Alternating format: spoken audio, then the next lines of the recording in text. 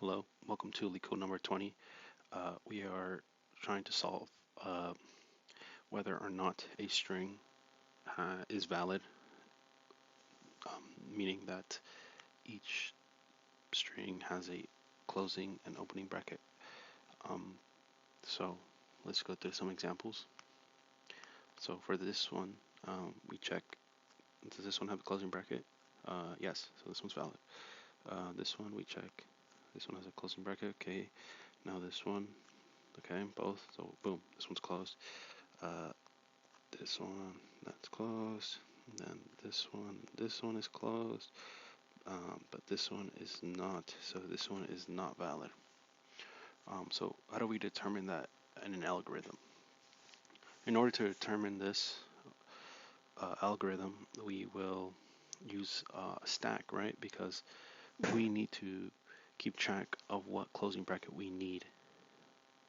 So we'll use this one as an example. Move this one up. Whoa. Remove that, and then we'll use a stack to keep track of what closing bracket we need. So what I mean is this. We'll have a pointer running through our string, and if the character that we're looking at is an open bracket or an open parenthesis, then we will append the closing one to our stack. So, and we'll do this until the end of the string,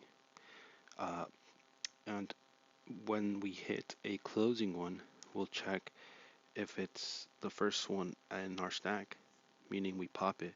If they're the same, then we continue. If they're not the same, then we say return false. Then at the end of our for loop, if our stack is empty, then we know that it's true because everything is closed. So let's run through this example. So we first see an opening bracket, so we would append the corresponding closing one here, right? Then we continue. Oops. And then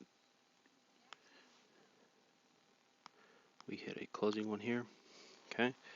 And then when we hit a closing one, we will compare these two. Are they the same? Yes, they are the same. So we will pop this one, and then we will continue. Okay, we hit a closing bracket again. We check, are they the same?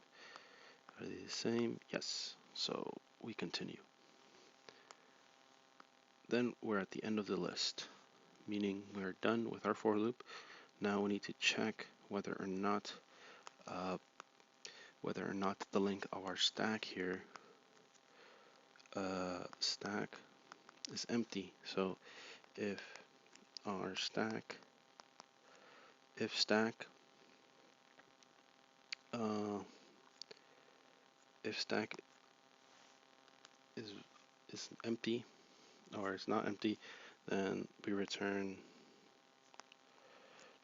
false, because this means that this checks if there's something in here. So if there is something in there, then it will return false. Else, if the stack is not empty, if the stack is empty, then we'll return true.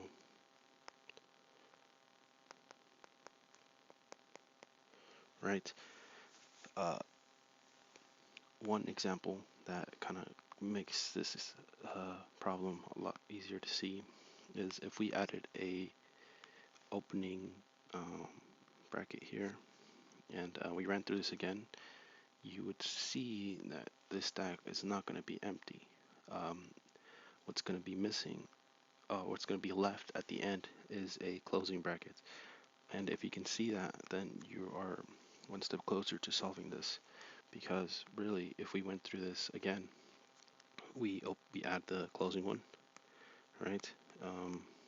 We add a closing one, right? Uh,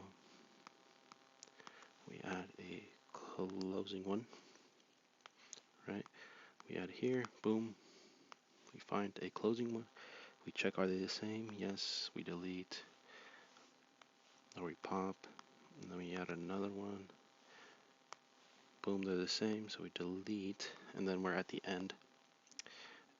So there's no more things to look for. Our for loop is done. We have to check now. We have to check if our stack is empty, then return true. Else, if there's something in the stack, then return false, right? And the other uh, um, losing case, or the not valid case, would be if you have a something like let's say like a curly brackets,